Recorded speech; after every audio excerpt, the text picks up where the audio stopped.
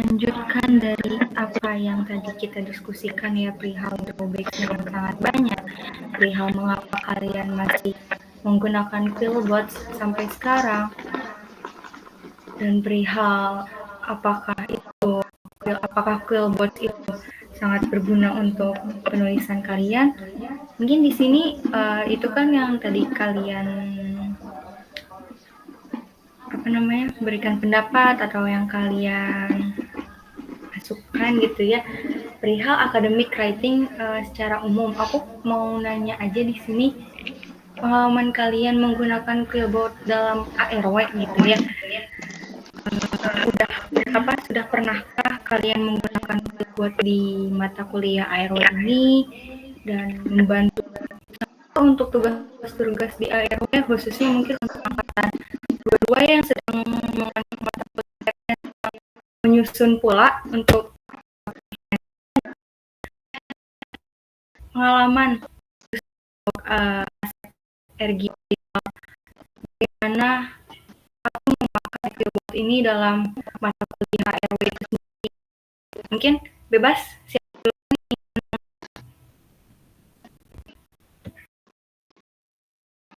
Oke, dengan terkait penggunaan sendiri dalam matkul ARW ya, dari tugas-tugas dan dulu mungkin paper gitu dalam penulisan naskah akademik. Mungkin balik lagi ke awal, kalau saya, jadi penggunaan Quillbot itu ya hanya sekedar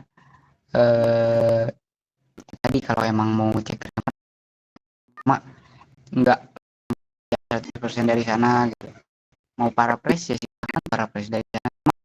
Mungkin bisa kita pertimbangkan ya dari tadi kosakata akademiknya, terutama ini mungkin penulisan akademik, di mana mungkin nanti ada bisa jadi beberapa referensi ketika kita apalagi penulisan ARW, ada yang namanya sekarang juga ada yang namanya revisi kan, konsultasi gitu ke dosen gitu kan ya. Dulu juga gitu kalau saya pribadi. Jadi mungkin semisal kita sedang menyusun ingin menggunakan paraphrase atau disuruh paraphrase gramatikal ataupun plagiarismenya ya, terutama menggunakan paraphrase ya. Itu kita paraphrase sendiri, paraphrase ya tentunya dengan referensi dari Quillbot itu sendiri. Nanti baru kita konsultasi kepada orang yang mungkin sudah expert di bidangnya, yaitu dosen itu sendiri yang nantinya merevisi gitu. Mungkin tips ataupun taktik yang saya gunakan seperti itu, sehingga nantinya untuk pembelajarannya pada mungkin kosakata yang sering ditemui, misalkan kata use gitu kan, use dalam penulisan akademik biasanya menggunakan utilize gitu kan, dan lain-lain. Itu mungkin nantinya secara tidak langsung ketika kita menemui di Quillbot, kita konsultasi pada dosen dibenarkan, itu secara tidak langsung bagi saya sendiri ya tertanam di otak gitu. Jadi, akhirnya sehingga kita mau memparafrase ataupun menulis teks akademik sendiri, itu sudah otomatis kosakatanya ada banyak pemilihan gitu di sana gitu. Ini dari saya pribadi.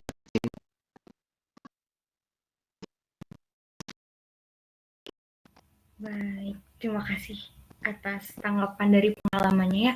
Mungkin yang sedang merasakan experience dalam ARW sendiri dan pengaruh dari Quillbot itu sendiri, karena kalau dari aku pribadi ya, selama mata kuliah ARW ini sampai sekarang aku belum pernah menggunakan Quillbot, karena memang masih banyak dan masih ada yang lebih, ada AI yang lebih lebih bagus gitu loh daripada Quillbot. Menurut Ismi sama Ulfa sendiri itu gimana? Udahkah kalian menggunakan Quillbot untuk mata kuliah ini?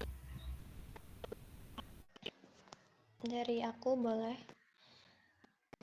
Kalau mungkin tuh pakai pas di awal-awal doang, materi pengantar kening dulu, kayak ada apa namanya,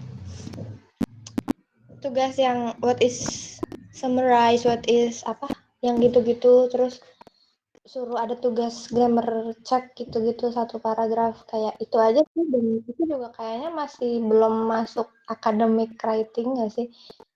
Dan untuk yang di artikel sekarang itu ya sama, aku belum pernah pakai Quillbot lagi sekarang gitu karena ya itu tadi lebih enak sendiri gitu karena apalagi kita masih awal-awal nyusun artikelnya, masih banyak citation dari artikel jurnal yang kita juga paraphrase sendiri gitu-gitu. Jarang pakai, hampir belum pernah sih kalau pakai Quillbot lagi untuk yang artikel itu. Paling aku mah di awal itu dulu gening yang ada suruh tugas cek grammar kalau nggak salah satu paragraf ya itu, dan itu juga belum masuk academic writing kalau nggak salah ya itu sih. Ya iya tadi jadi apa ya, ya satu bikin ketergantungan, terus apa ya, kurang kurang efektif aja sih menurut aku kalau untuk di academic writing artikel terutama itu yang lagi kita bikin ya gitu sih.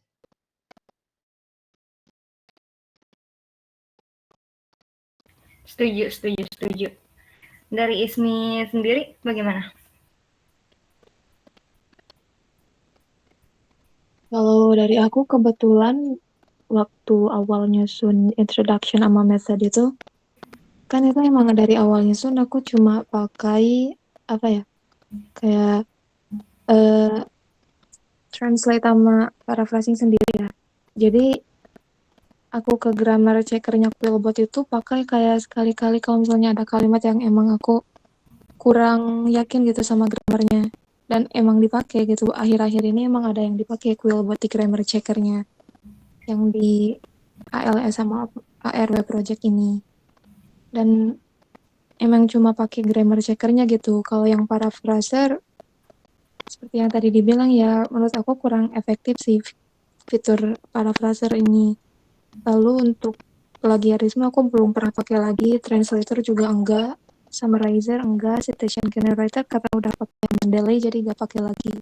Jadi cuma sebagai apa ya, kayak cuma buat grammarnya aja gitu. Kalau misalnya emang ada yang nggak yakin gitu, nggak semua kalimat di ke Quillbotin gitu sih kalau dari aku sendiri. Oke. Jadi sebenarnya kalau dari drawbacks tuh bisa kita simpulkan sudah banyak sekali ya drawbacks-nya dari Quillbot, dan mungkin untuk di zaman yang sekarang di mana AI yang lebih baik ya.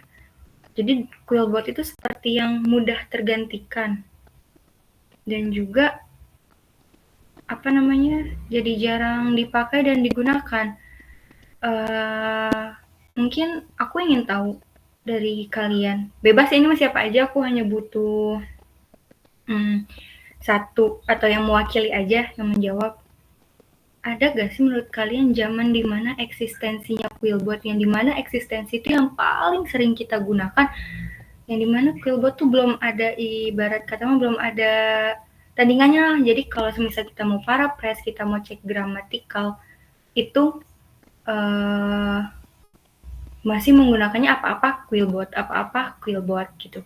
Kira-kira menurut kalian di zaman apa sih kalian merasa Quillbot itu lagi eksistensinya gitu? Boleh dari salah satu di antara kalian yang menjawab.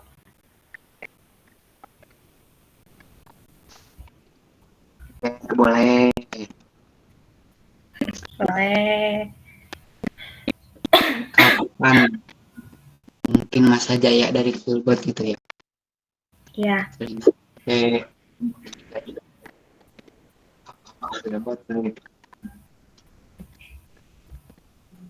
Mungkin kalau berbicara by data saya tidak bisa ya kalau sekarang. Mungkin sekarang kayak bicaranya mungkin melalui analisis pribadi dan juga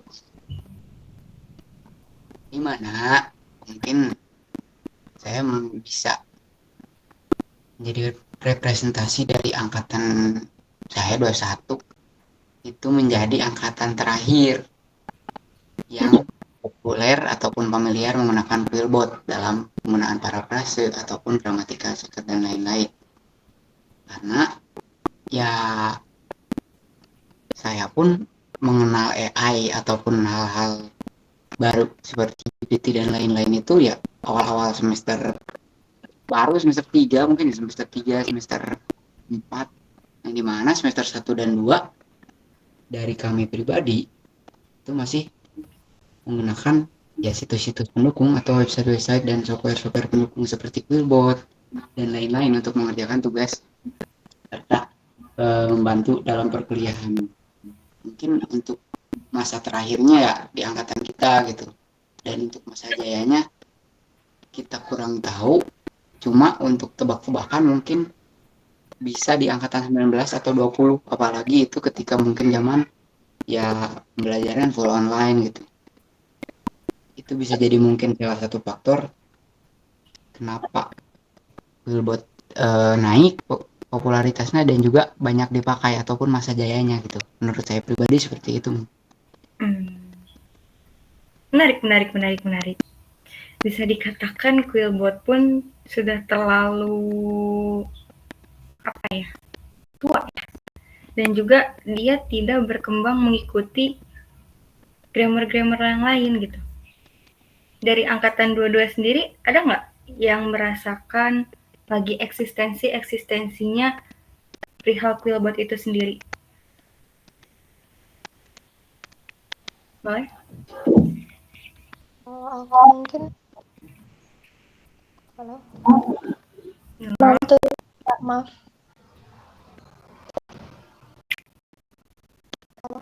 suaraku mantul Enggak.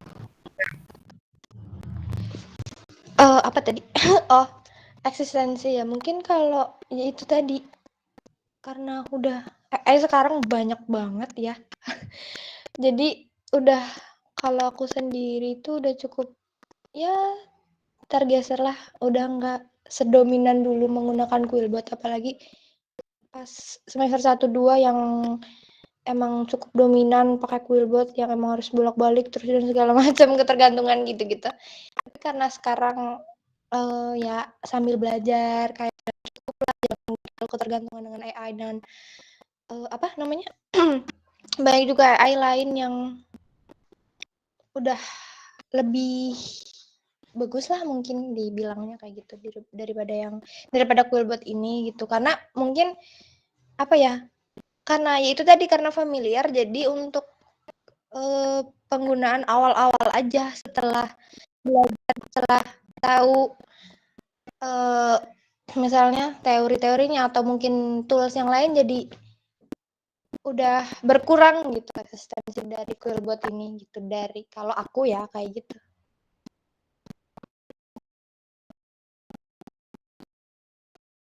Baik, terima kasih Ulfa atas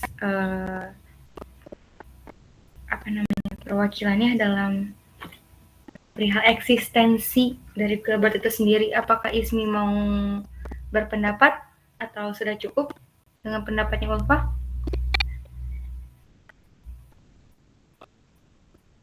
Sepertinya udah cukup sih, soalnya dari aku sendiri pun nggak ngerasa ngalamin masa-masa di mana orang-orang di kelas tuh kayak ngomongin grammar checker pakai Quillbot aja, plagiaris pakai Quillbot aja ya. Nggak ada gitunya gitu. Beda sama misalnya kalau dibandingin ChatGPT gitu. Kan ada tuh masa-masanya di mana orang-orang tuh ngerjain ke ChatGPT aja gitu. Jadi kan kayak kerasa gitu, oh ini lagi masa-masanya si ChatGPT gitu. Kalau ke Quillbot sendiri menurut aku nggak pernah ngerasain ada masa jayanya gitu. Oke, mungkin dari kita sudah banyak sekali pembahasannya dimulai dari experience kalian memakai Quillbot, terus yang dimana ada keuntungan dan kekurangan tersendiri dari Quillbot yang lebih banyaknya untuk zaman ini itu lebih banyak kekurangannya ya karena juga mudah tergantikan sekali Quillbot tuh oleh AI yang lain. Dan juga kami pun sudah banyak menangkap kekurangan-kekurangan apa yang kalian maksud dalam Quillbot. Mungkin di sini aku aku ingin satu pertanyaan lagi yang terakhir. Perihal, masihkah kalian merekomendasikan Quillbot ini sebagai EA tool dalam menulis kalian, dan apalagi khususnya dalam academic writing? Terus kalau misal kalian masih merekomendasikan, kenapa? Dan kalian juga kalau misal tidak merekomendasikannya juga kenapa? Dan juga mungkin seperti aspirasi gitu. Kalian tuh ingin Quillbot tuh yang seperti apa? Misal tadi kita udah berbincang perihal drawbacks. Kita sudah berbincang perihal kekurangan-kekurangan dari Quillbot. Tapi berarti kalian pun ingin Quillbot yang seperti apa gitu? Seperti yang kayak jangan ada limitasinya, atau mungkin lain-lainnya lagi. Jadi boleh mungkin siapa yang ingin menjawab? Jadi intinya tuh di sini tuh, masihkah kalian merekomendasikan? Kalau iya kenapa? Kalau tidak kenapa? Dan ada nggak sih aspirasi atau saran masukan untuk Quillbot agar Quillbot itu bisa menjadi lebih AI yang lebih baik lagi?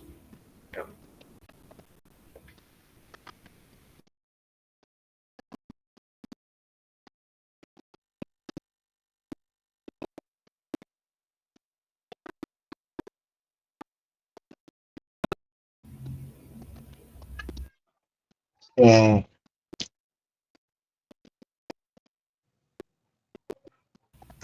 Boleh, silahkan. Asep.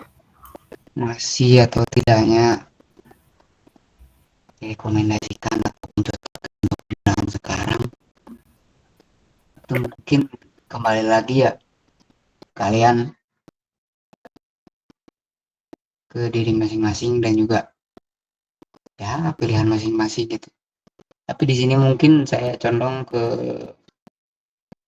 untuk sebagai pendamping atau uh, pemandu gitu. Di samping mungkin kita mengesampingkan kredibilitas tadi hasil dari translate dan lain-lain, jika mungkin kita mencari paket yang praktis mungkin ya kenapa tidak itu kita menggunakan Quillbot kalau itu udah praktis atau itu juga udah mungkin familiar dalam penggunaannya dan lain-lain. Tapi di satu sisi ya silahkan juga kalian mencari tools yang lain gitu jika itu mungkin eh, lebih nyaman kalian pakai, lebih komplit malah pun lebih lebih lengkap gitu. Itu silakan aja gitu. Tapi kalau dari saya pribadi ya tergantung kalian kebutuhannya di mana gitu, tergantung rekomendasi kalian butuh yang seperti apa ya cari gitu. Ya kalian mungkin nyarinya yang seperti apa atau butuh yang seperti apa ada di Quillbot kebetulan ya kenapa tidak gitu, daripada kalian susah-susah udah ada di Quillbot semua tapi kalian nyarinya di yang lain gitu. Apalagi satu-satu untuk gramatikal untuk para dan lain-lain memang mungkin untuk kredibilitas dan lain-lain tapi ada di sini bicara mas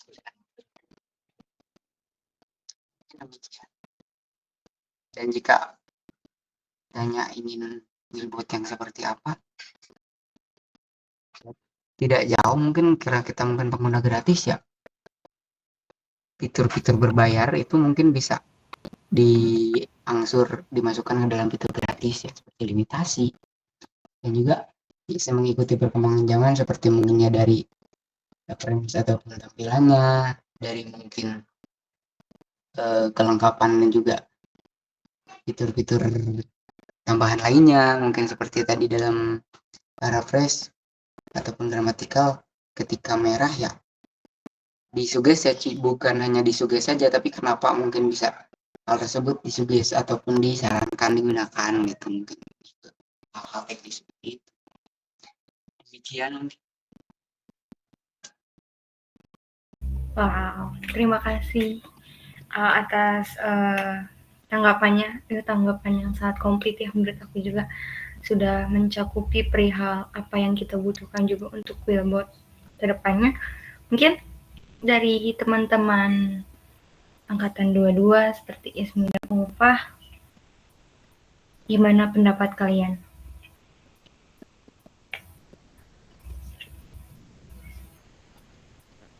Mbak, Boleh. Tadi tuh apa ya, recommendation, terus gimana, Ra? Ya, kamu ngerekomendasiin nggak, terus alasan kamu ngerekomendasiin atau alasan kamu nggak ngerekomendasiin, terus ya apa sih yang harus ditingkatkan untuk Quillbot agar bisa menjadi AI yang bergengsi seperti AI lain gitu. Kalau untuk ngerekomendasiin ke orang itu ya mungkin kalau aku sendiri mungkin nggak terlalu nge-influence orang kalau pakai Quillbot bagus nih atau gimana gimana. Mungkin enggak, cuman kalau ditanya oh iya pernah pakai, cuman nggak nggak terlalu ngerekomendasiin gimana gimana karena gitu tadi dengan segala limitationnya gitu. Tapi apa namanya? Ya itu tadi aku sendiri juga ngerasa kalau dulu tuh jadi ketergantungan gitu, nggak bagus juga apalagi kalau misalnya konteksnya academic writing gitu. Kadang kan AI itu nggak bisa baca konteks ya. Cuma ya udah translate aja, nggak bisa nge-translate makna gitu. Kadang takut salah perception atau gimana. Jadi kalau dulu juga kalaupun pakai grammar checker kadang cek lagi di translate gitu atau gimana. Jadi cukup ribet juga gitu. Karena yaitu kadang AI nggak bisa bacakan teks gitu. Jadi aku nggak yang akan terlalu nge-influence orang atau ngerekomendasiin orang pakai Quillbot bagus gimana enggak juga sih kayaknya karena ya itu tadi mungkin apa namanya, kalau aku sih kalau untuk Quillbot ya mungkin ya itu tadi ya limitationnya dipanjangin dikit mungkin ya nggak emang unlimited, nggak minta unlimited juga, cuman ya dipanjangin lah sedikit atau enggak kalau misalnya kayak yang tadi di grammar checker tuh sedikit dijelaskan atau gimana jadi bisa buat belajar gimana terus apa namanya di parafrase juga sama kayak gitu aja sih. Ya itu tadi aku mungkin nggak yang akan terlalu influence orang atau rekomendasiin orang pakai gimana ya takutnya jadi ketergantungan atau ya itu tadi AI tidak bisa baca konteks gitu jadi takut apa merubah makna gitu apalagi konteksnya akademik writing gitu. Kalau dulu kan mah yang semester 1 aku atau 2 awal-awal belum terlalu akademik ya, belum academic writing gitu. Gitu sih. Oh, baik Ulfa, terima kasih atas apa namanya? Atas tanggapannya. Mungkin terakhir dari Ismi, tanggapan terakhir.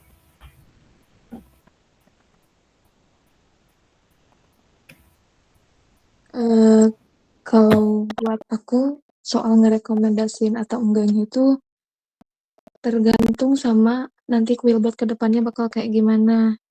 Jadi dari buat aku tuh lebih ke apa ya, lebih banyak aspirasi buat Quillbotnya sendiri sih. Kayak misalnya buat di parafraser itu mending kayak kan kayak kata Bumel gitu. Kalau misalnya mau ngeparafrase sendiri, mending cari sinonimnya dulu aja daripada misalnya kita awam nih ngeparafrase terus ngebolak-balik kalimat takutnya salah konteks. Nah, yang aku alami di parafrasernya Quillbot tuh gitu. Jadi ada kata atau kalimat yang dibolak-balik itu jadinya eh, si inti kalimatnya itu jadi agak bergeser gitu. Nah, itu kan kayak fatal banget gitu ya kalau di parafraser.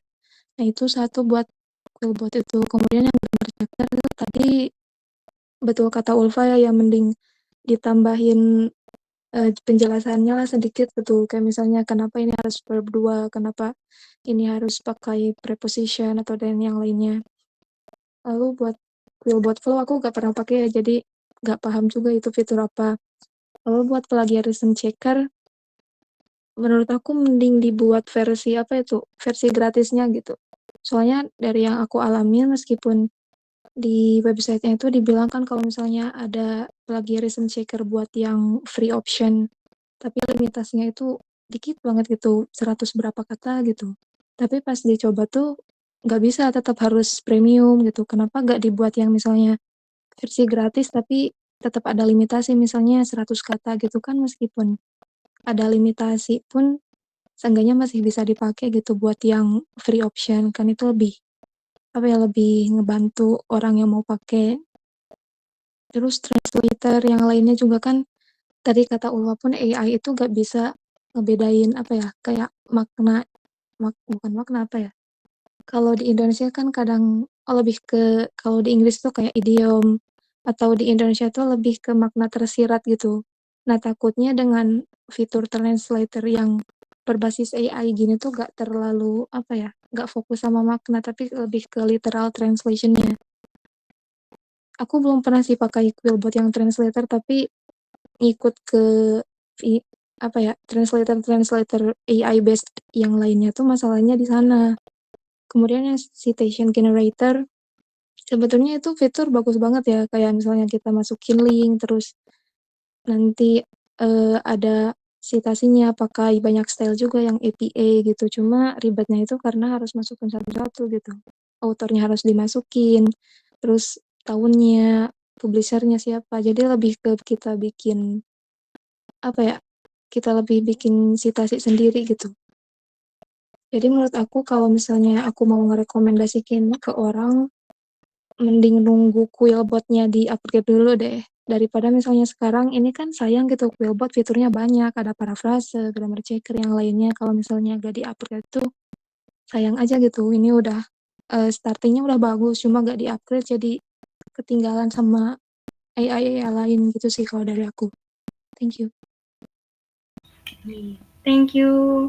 Ismi setuju banget ya sama pendapat-pendapat kalian semua perihal Quillbot dari awal yang sudah kita bicarakan gitu mengenai eksistensi Quillbot.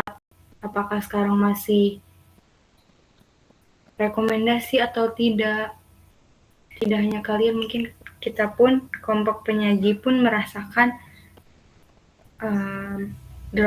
Quillbot yang sekarang tuh banyak sekali kekurangannya, makanya kita pun mengambil Quillbot dari segi drawbacks-nya. Mungkin cukup pertanyaan-pertanyaannya dari aku, dari kelompok 7 atau teman-teman yang lain ada yang ingin bertanya atau memberikan hasil atau kesimpulan, silakan.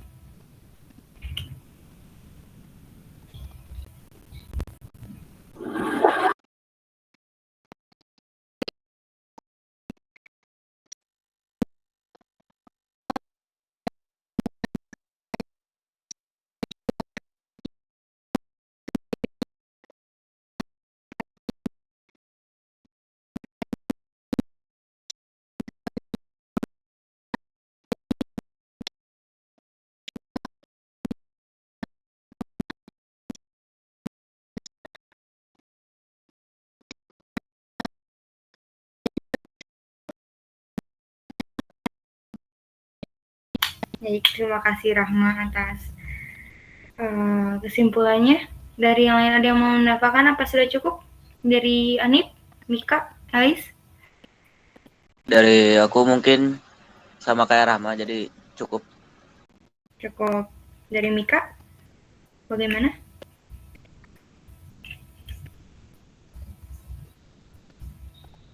Mika teh lagi di jalan katanya. Oh, ya. Dari Ais gimana? Udah cukup. Cukup. Ya mungkin dirasa dari kami pun sudah cukup dan kami pun sudah mendapatkan insight-insight yang sangat bagus ya untuk kelompok kami sajikan nantinya.